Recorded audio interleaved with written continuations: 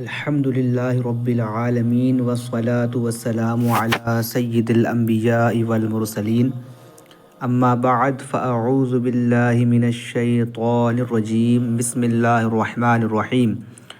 محترم سامعین، اس سے قبل ہم نے سورۃ البقرہ کی 14 آیتوں کی تفسیر بیان کی۔ آج ہم سورۃ البقرہ کی 15ویں، 16ویں اور 17ویں 18ویں ان 4 آیتوں کی تفسیر عرض کرنے والے ہیں۔ بسم اللہ الرحمن الرحیم۔ اللہ یستہزئ بہم ویمدہم فی طغیانہم یعمہون۔ ترجمہ کنز الایمان۔ اللہ ان سے استہزاء فرماتا ہے جیسا اس کی شان کے لائق ہے، اور انہیں ڈھیل دیتا ہے کہ اپنی سرکشی میں بھٹکتے رہیں۔ اللہ یستہزئ بہم، اللہ ان کی ہنسی مذاق کا انہیں بدلہ دے گا۔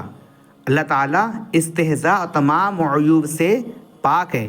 یہاں جو اللہ تعالیٰ کی طرف استہزاء کی نسبت ہے، اس سے مراد منافقوں کے استہزاء کا بدلہ دینا ہے، اور بدلے کے وقت عربی اور اردو میں اسی طرح کا لفظ دہرایا جاتا ہے، جیسے کہا جائے کہ برائی کا بدلہ برائی ہی ہوتا ہے، حالانکہ برائی کا بدلہ تو عدل و انصاف اور آدمی کا حق ہوتا ہے۔ اولئک الذین اشتروا الضلالۃ بالہدی فما ربحت تجارتہم وما کانوا مہتدین۔ ترجمہ کنز الایمان۔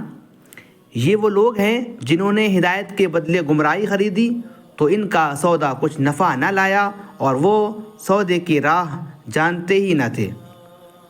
یہ جو آیت کا تفسیر اور عرض ہو رہی ہے 14ویں کی، 15ویں کی، 16ویں کی، 17ویں، 18ویں، یہ سب منافقین کے تعلق سے چل رہا ہے۔ اشتروا الضلالۃ بالہدی، یہی وہ لوگ ہیں جنہوں نے ہدایت کے بدلے گمراہی خرید لی۔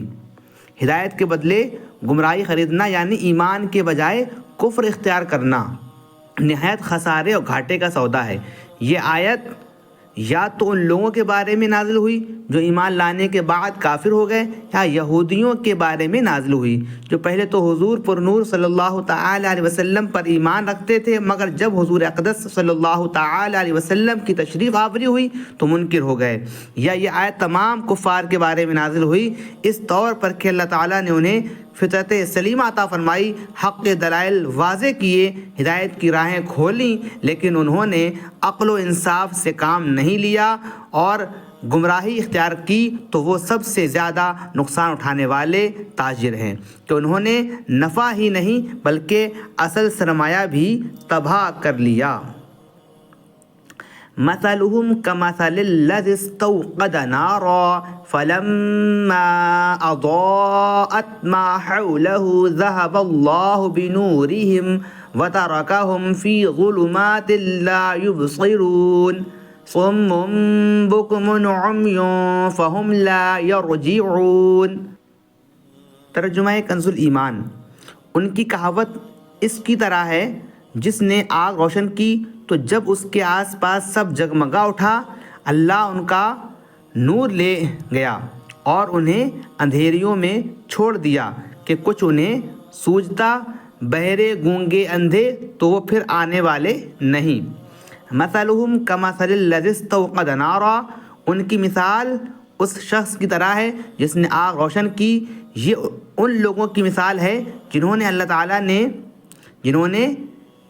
تعالیٰ نے کچھ ہدایت دی یا اس پر قدرت بخشی، پھر انہوں نے اسے ضائع کر دیا اور ابدی دولت کو حاصل نہ کیا۔ ان کا انجام حسرت و افسوس، حیرت و خوف ہے۔